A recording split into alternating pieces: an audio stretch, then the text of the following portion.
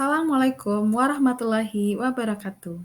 Izinkan saya untuk berbagi tugas ruang kolaborasi modul 1.1 Refleksi Filosofis Pendidikan Nasional Ki Hajar Dewantara. Kami dari CGP Angkatan 6 Kota Sawah Lunto. Terdapat beberapa pertanyaan pada kegiatan ruang kolaborasi. Yang pertama, apa kekuatan konteks sosio-kultural di daerah Anda yang sejalan dengan pemikiran Ki Hajar Dewantara? Jawaban kami, konteks sosio-kultural di daerah kami yang sejalan dengan pemikiran Ki Hajar Dewantara, yaitunya Sumbang Dua Baleh. Sumbang Dua Baleh adalah peraturan tidak tertulis dalam adat Minangkabau yang berisi tentang tata krama dan nilai sopan santun. Melanggar aturan ini akan berakibat kepada hukuman yaitu berupa malu, tidak hanya kepada diri sendiri, tetapi juga kepada mama dan keluarganya.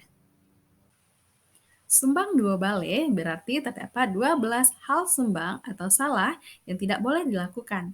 Yang pertama yaitunya sumbang duduk, sumbang taga, sumbang bajalan, sumbang bakato, sumbang mancalia, dan sumbang makan. Berikutnya, sumbang pakaian, sumbang karajo, sumbang tanyo, sumbang jawe, sumbang bagawa, dan sumbang kurena. Untuk sumbang duduk berarti ini adalah hal-hal yang salah dari sikap duduk.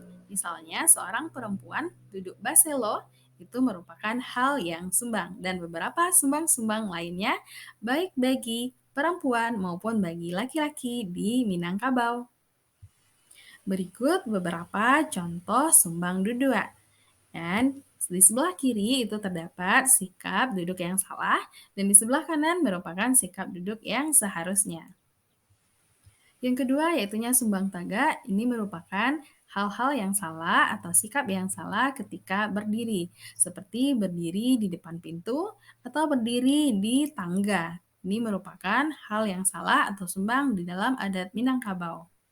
Yang ketiga, sumbang jalan. Ini merupakan hal yang sumbang atau salah ketika berjalan. Misalnya seorang perempuan berjalan tergegas-gegas atau berjalan sendiri ataupun berbunyi.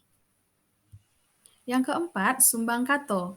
Ini merupakan hal yang salah atau sumbang ketika berbicara. Misalnya berbicara dengan kasar, tidak jelas, terlalu cepat, atau tidak sesuai dengan adat istiadat di Minangkabau. Yang kelima, sumbang calia. Sumbang calia merupakan hal-hal yang salah ketika kita melihat sesuatu. Yang keenam, sumbang makan. Di sini terdapat beberapa hal yang merupakan hal yang sumbang atau salah ketika makan. Misalnya makan dengan tangan kiri, kemudian makannya berbunyi, itu merupakan hal yang sumbang.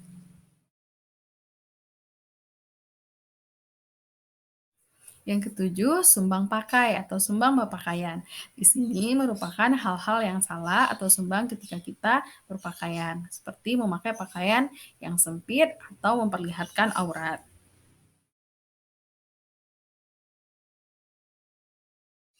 Di sini terlihat ada beberapa contoh pakaian orang Minangkabau, yaitu pakaian yang digunakan oleh perempuan ataupun laki-lakinya.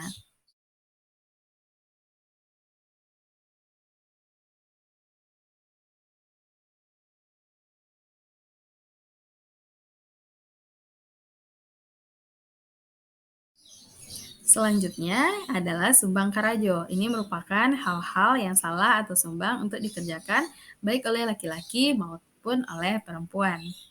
Selanjutnya, sumbang tanyo merupakan hal-hal yang salah atau sumbang ketika bertanya, seperti bertanya sebelum minum atau makan, atau bertanya sebelum duduk, atau bertanya dari dalam mobil kepada orang di jalan. Itu juga merupakan hal yang sumbang.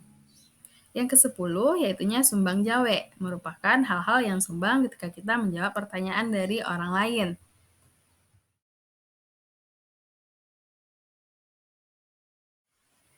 Yang ke-11 yaitunya sumbang bagawa, merupakan hal yang sumbang atau salah ketika bergaul antara laki-laki dengan perempuan.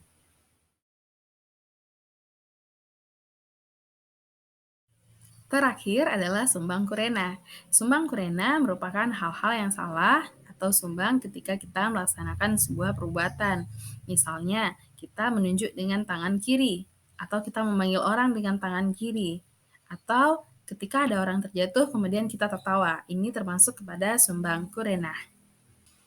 Pertanyaan yang kedua, bagaimana pemikiran Ki Hajar Dewantara dapat dikontekstualkan sesuai dengan nilai-nilai luhur kearifan budaya daerah yang relevan menjadi penguatan karakter murid sebagai individu sekaligus sebagai anggota masyarakat pada konteks lokal sosial budaya di daerah Anda. Di sini dipaparkan bagaimana relevansi pemikiran Ki Hajar Dewantara dengan konsep sumbang dua bale yang terdapat pada adat Minangkabau. Di sini relevansi menuntun budi pekerti, kodrat alam, dan kodrat zaman, dan menghamba kepada murid dengan poin-poin yang terdapat pada sumbang dua bale.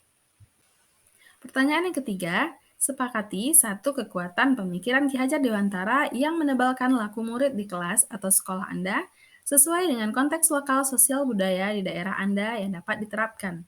Di sini kami memilih budi pekerti, karena dari filosofi Sumbang Dua Baleh yang paling banyak muncul relevansinya dengan pemikiran Ki Hajar Dewantara adalah pemikiran tentang budi pekerti.